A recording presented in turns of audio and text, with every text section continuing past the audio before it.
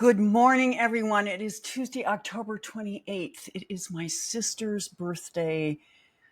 She was the one responsible for that really long game with the Dodgers last night. She was also responsible for their win because apparently people don't have to go to bed at a decent time when they are on the other side.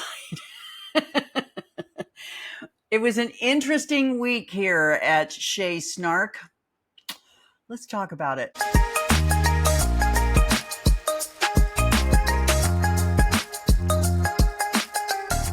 We're going to talk about books today. We're going to talk about knitting, but not unlike those recipe sites where you have to scroll through a person's life history before you get to the information you really want. You're going to have to listen to a story. Last Thursday was an interesting day. Last week was great. It was slow. I didn't have a lot of appointments. I could really spend my time just doing whatever I wanted, which usually meant sitting in my chair, knitting, and listening to an audiobook. So on Thursday, I was wrapping up a book I will be talking about later on in the broadcast. And it was the end, and I'm sitting there, I'm knitting, and I'm listening, and I am weeping, just weeping. William walks out of his room, and he looks at me, he goes, "Are you okay?" And I go, "I'm just reading this book, and it's really sad. It's the end, and you don't, that." And then that evening, Julia was out with a work event, so Sam and William and I were home. And Sam goes, "Let's watch a movie together." And I was like, "Yeah." And they picked Coco. I've never seen Coco before, people. Oh my gosh. So, of course, the whole last 20 minutes of Coco, I'm bawling. Just poor William. He's like, "This woman is unbalanced. Somebody do something." So I was in this just emotional state, just ugh. And I don't know. I was even at one point yesterday, I was like, I need to look and see if the moon is doing something weird or if Uranus has wandered over into some planet. I don't know. But Thursday started a really weird 5-day experience of me honestly being depressed. So let me explain to you how I got there, because it's I didn't get this until yesterday. So Thursday we have the Coco and the book and we're crying and all this. Friday, great day, do the General Hospital podcast. Everything is working like a charm. Bada bing, bada boom. No problem, right?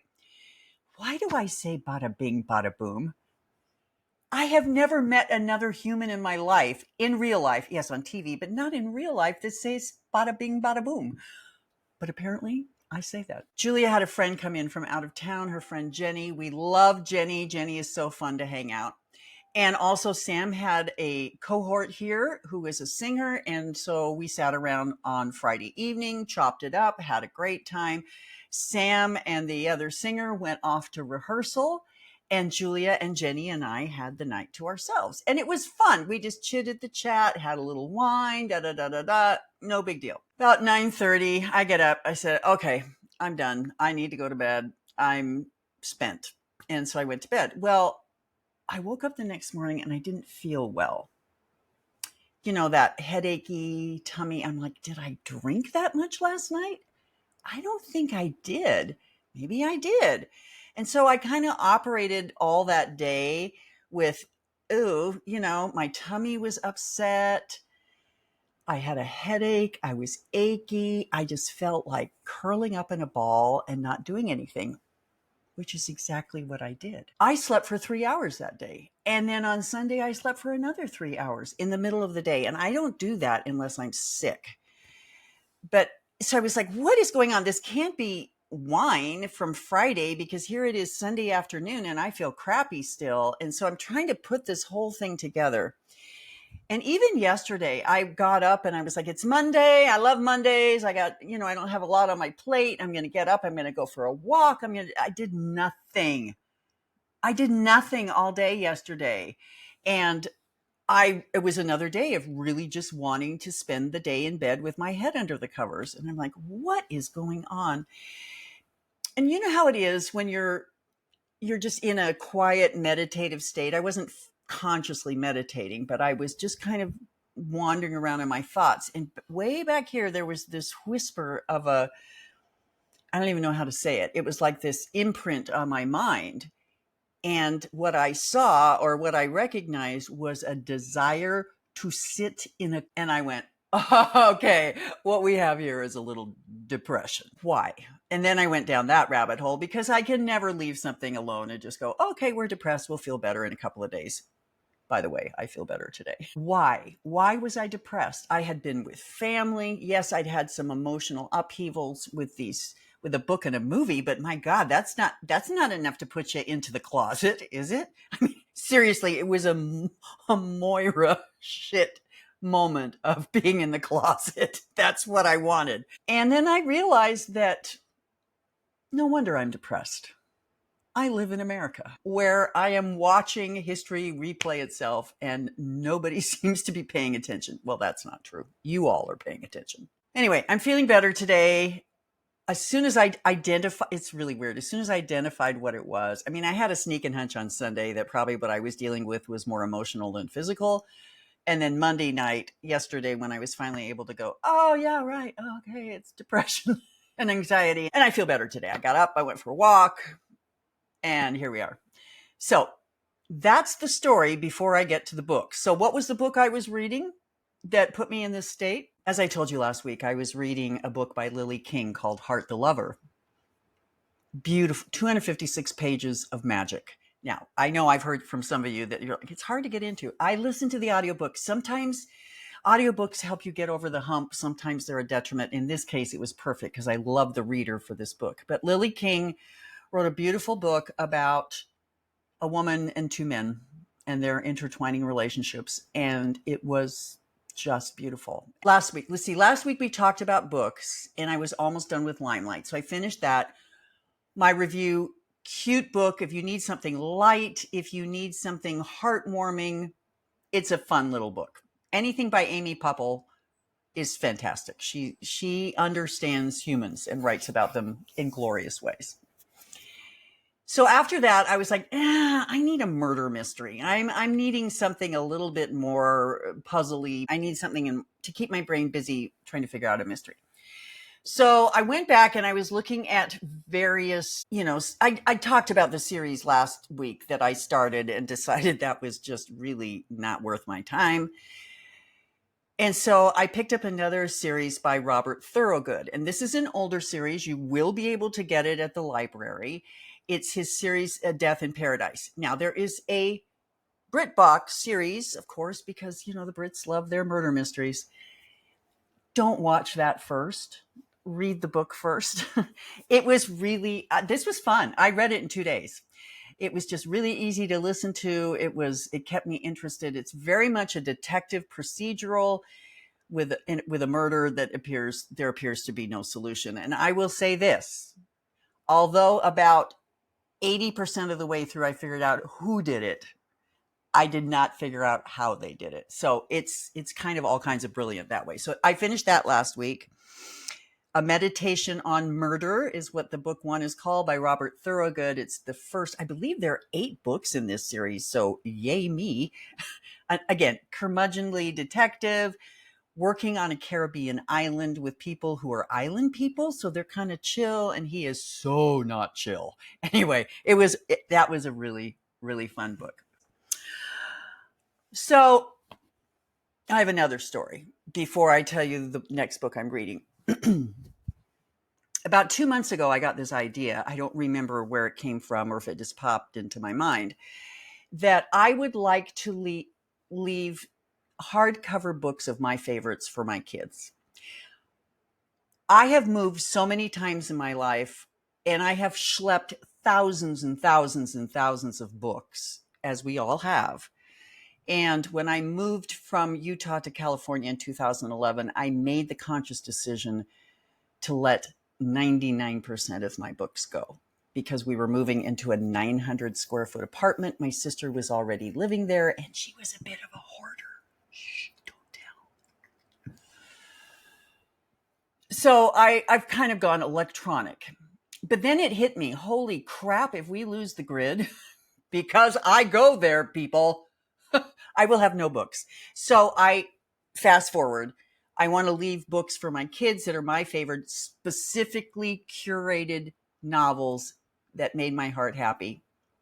And also, in the event there's an apocalypse, I'll have my favorite books to read, right? Great plan. So I've already purchased Winter Solstice by Rosamund Pilcher. As we know from last Christmas, when I read it for the first time, I fell madly in love with this book. It wrapped me in love and hugs and all the things you want at Christmas time. So that's on the shelf.